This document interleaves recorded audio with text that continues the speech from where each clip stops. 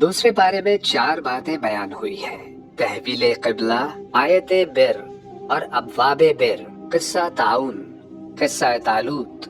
پہلی بات، تحویل قبلہ۔ ہجرت مدینہ کے بعد 16 یا 17 ماہ تک بیت المقدس قبلہ رہا۔ آپ صلی اللہ علیہ وآلہ وسلم کی چاہت تھی کہ خانہ کعبہ قبلہ ہو۔ اللہ تعالیٰ نے آرزو پوری کی اور قبلہ تبدیل ہو گیا۔ دوسری بات، آیت بر اور ابواب بر۔ سورۃ البقرہ کی آیت 177 یہ آیت بر کہلاتی ہے۔ اس آیت میں تمام احکامات، عقائد، عبادات، معاملات، معاشرت اور اخلاق اجمالی طور پر مذکور ہیں۔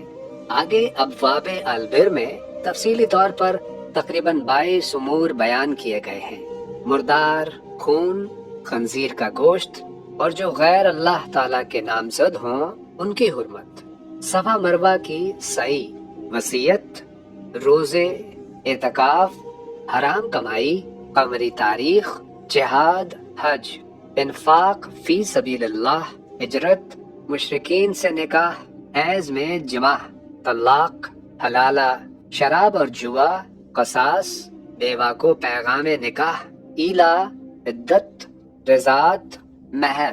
تیسری بات، قصہ تعاون۔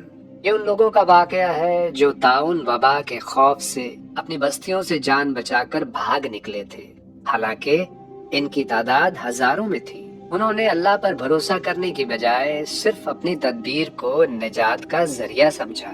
اللہ تعالیٰ نے انہیں سبق دینے کے لیے ایک لمحے میں تمام لوگوں کو موت دے دی۔ پھر کچھ عرصے بعد ایک نبی کے دعا مانگنے پر انہیں دوبارہ زندگی دی گئی، تاکہ انسان جان لے کہ زندگی اور موت صرف اللہ کے اختیار میں ہے۔ چوتھی بات، قصہ طالوت۔ بنی اسرائیل نے اپنے نبی سے مطالبہ کیا کہ ہمارے لیے ایک بادشاہ مقرر کیا جائے تاکہ ہم اللہ کی راہ میں جہاد کریں۔ اللہ تعالیٰ نے ان پر طالوت کو بادشاہ مقرر کیا، مگر قوم نے اس کی بادشاہت پر اعتراض کیا، تو اللہ تعالیٰ نے طالوت کی بادشاہت کی نشانی یہ دکھائی کہ تابوت سکینہ قوم میں واپس آ گیا۔ پھر طالوت کا مقابلہ جالوت سے ہوا۔ اس موقع پر حضرت داؤد علیہ السلام نے جالوت کو قتل کر دیا اور اللہ تعالیٰ نے حق کو فتح عطا فرمائی۔ اس بارے میں یہ پیغام دیا گیا ہے کہ اصل نیکی اللہ کے حکم کے آگے جھکنے، اس پر کامل بھروسہ کرنے اور آزمائش میں ثابت قدم رہنے کا نام ہے۔ اللہ تعالی ہمیں قرآن کی ہدایات پر عمل کرنے کی توفیق عطا فرمائے، آمین۔ نہ صرف کرنا تلاوت روز و شب، ترجمہ تفسیر بھی پڑھنا ہے اب۔